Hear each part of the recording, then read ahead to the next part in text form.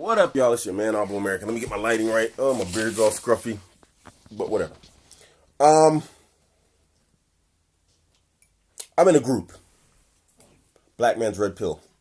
It's on Facebook, and an inevitability that black men were going to sort of break off and branch off to their own type of red pill. It's even happened with Muslims, but it's understandable seeing how red pill is a reactionary movement to feminism.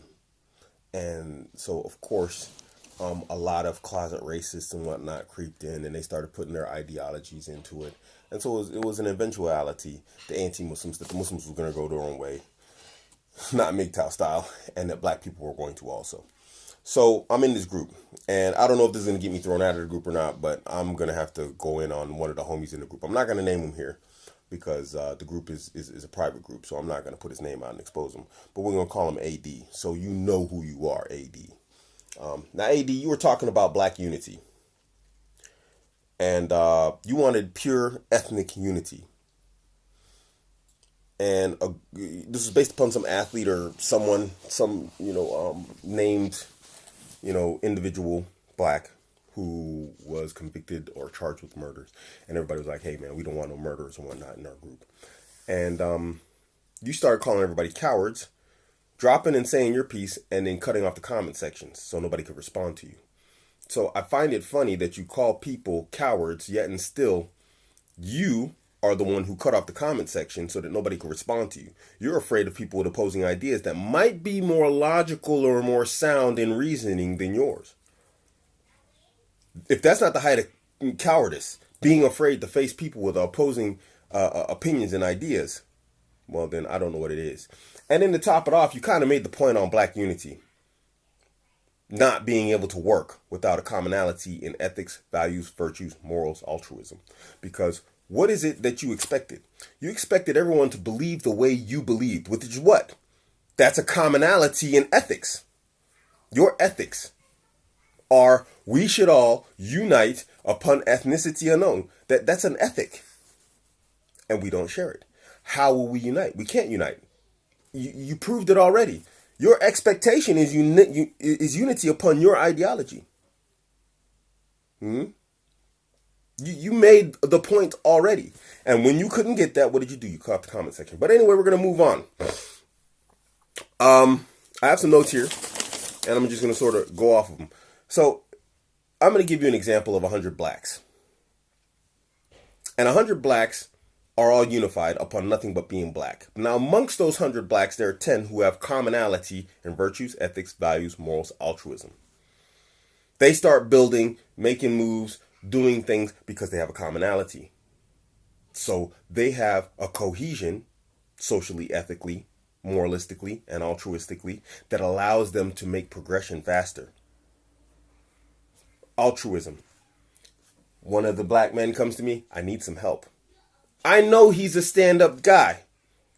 Now he says, I need help. That means he needs something from me that I can't really expect payment in return for. But I understand altruistically that if I sacrifice now, in the future he'll sacrifice for me. Altruism. So now I see my brother, as you like to say, progress. And my brother doesn't forget that altruistically because he understands that I sacrificed. I lowered my position slightly to help him get higher. So when it's my turn, altruistically, he helps me out. Now, you might say, well, that's some BS. I don't know what you say. But let me give you an example of why it works. The Southeast Asian community.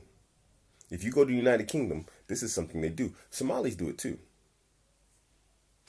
They help one another as a community. They gather up funds. They buy a house. A family moves into it. They gather up funds. The next person gets his business. And if you go to London, if you have the luxury or the blessing to be able to travel, you will see that the Asian community there is exceptionally strong. Altruism.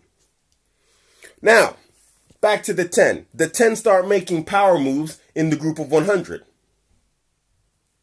What happens? Pookie and Ray Ray come along, and Pookie, because he doesn't have common values, ethics, virtues, or morals, he's only thinking about self. And we see this currently happening in the black community, do we not? So Pookie, he robs you. Ray Ray, he shoots up Pookie because now he see Pookie has your money. Well, Ray Ray and Pookie get into a gunfight and your kid gets killed in between. The 90, because they don't share commonality in ethics, virtues, values, morals, and altruism. Altruistically, if Pookie and Ray Ray shared altruism, they would settle their differences between one another and go out into the bush and shoot at each other so that they wouldn't kill someone in their own community. But they don't share that, do they?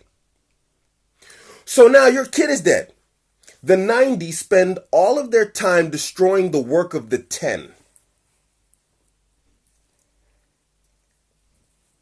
But these are the guys you want to unite with. This goes beyond race. It goes into gender also. So now you got Pookie, Ray Ray, and Shaniqua. You spend your time provisioning and taking care of Shaniqua and her offspring, but oh my gosh, hold up. Shaniqua is having the baby of Pookie and Ray Ray, and she's telling you it's your kid.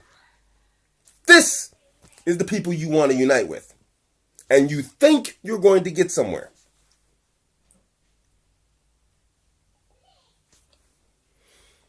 Now, let's separate the two. The 10 say, you know what? I can't do this, man.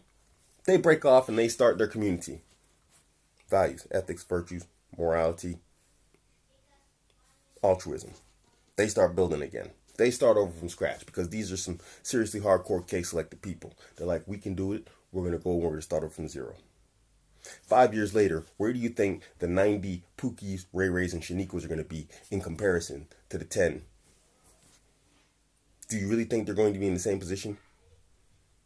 When one group has a united commonality moving together with cohesion and the other group is all out for themselves?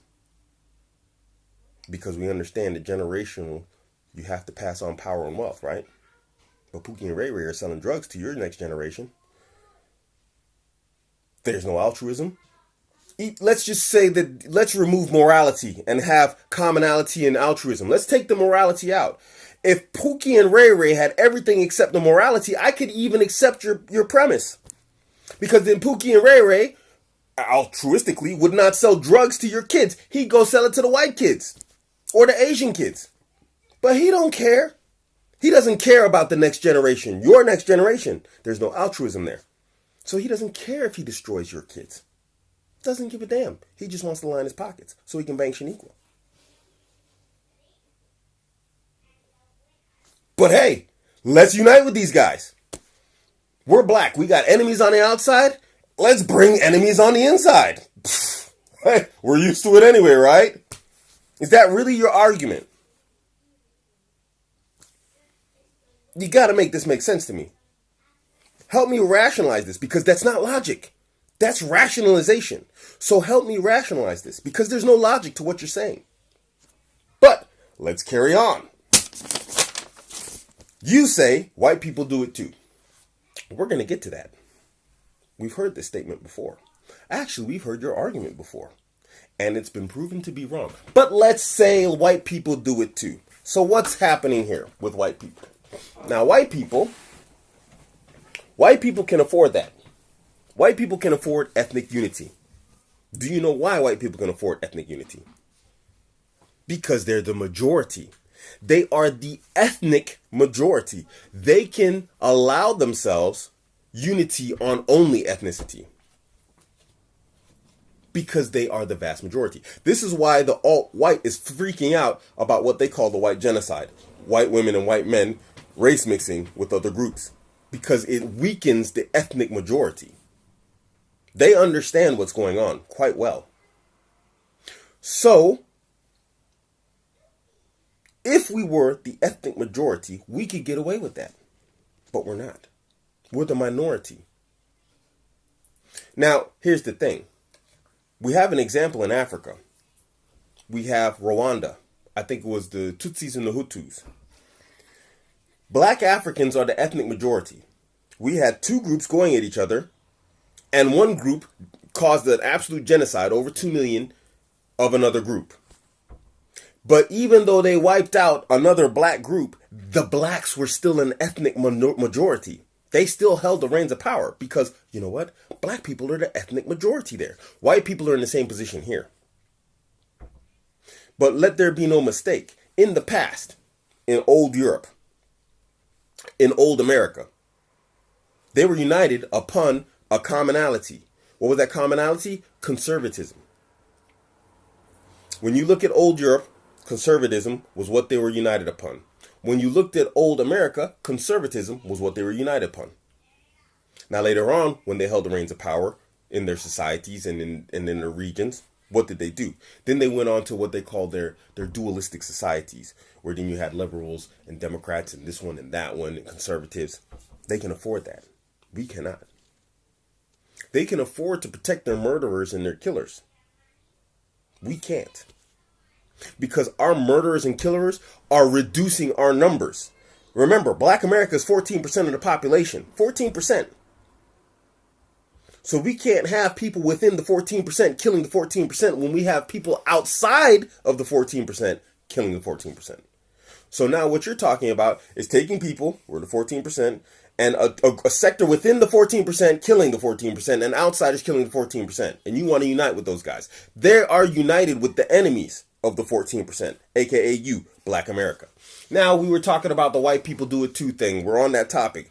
Where have we heard this conversation before? Black women. The Black Sisterhood. Tell me the Black Sisterhood doesn't do exactly what you're talking about. They unify upon being black and being women. Where's their power? Where's their strength? Where is it? Show me the unity between or the power that has been accomplished and achieved in the black female community, the Black Sisterhood. Show it to me. Because they say the same thing. White women do it too. This one does it too. That one does it too. Your mama's black. You can't go online and criticize them and not face an entire onslaught, an entire army of black women attacking you and assailing you. Yet and still, where's their power? Economically, physically, socially. Show it to me. If that's working so well, the whole white people do it too mentality and uniting upon nothing else but gender and color. Show me where that's been working. I invite you to travel to the nearest African American community where there's been a matriarchy, a black matriarchy in charge for quite some time, and to tell me how that's been working out for them. Crickets. Let me look through my notes here to make sure I made all my points.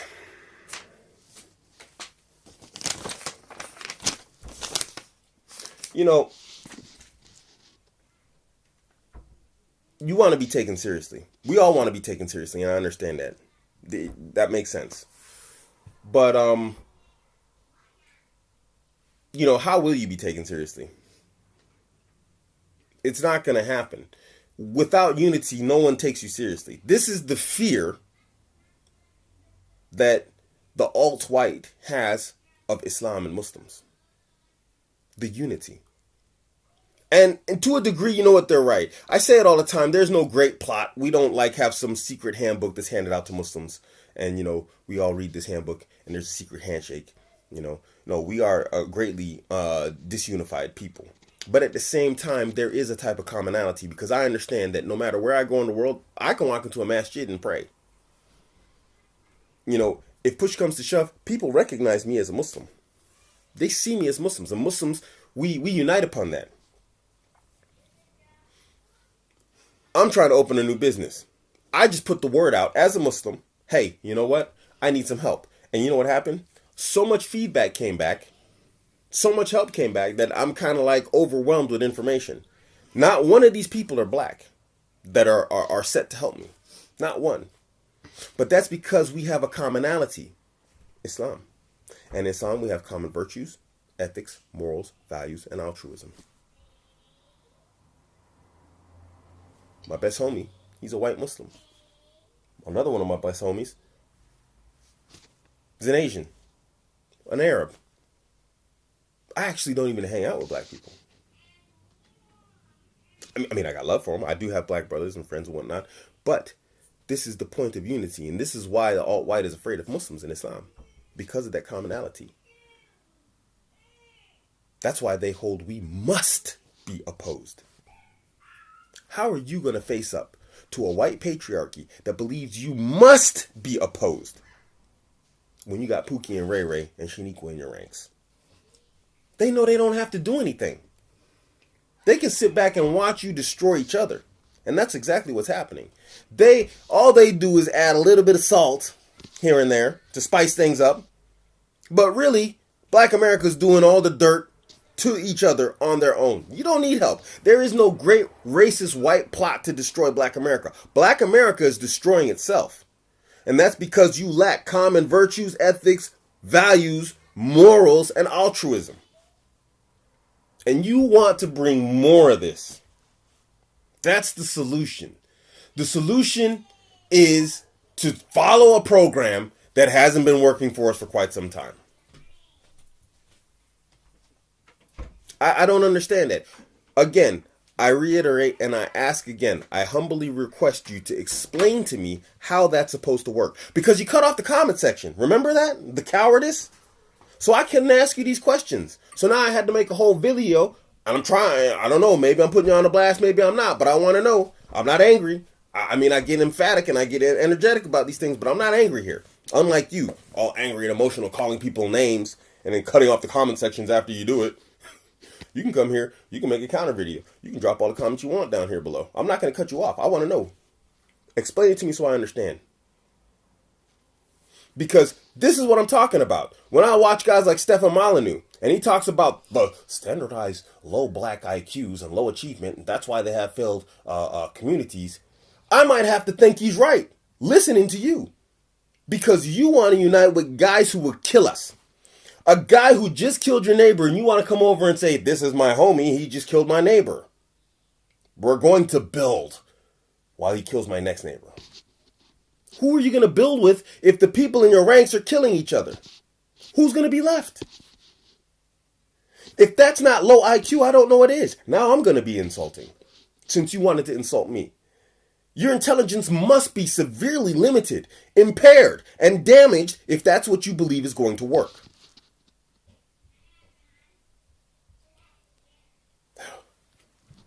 Now I'm getting worked up, so I need to stop the video. This is your man, Abuamerican. You can catch me on Instagram, Twitter, Facebook, Steam it, all at Abuamerican. I am out.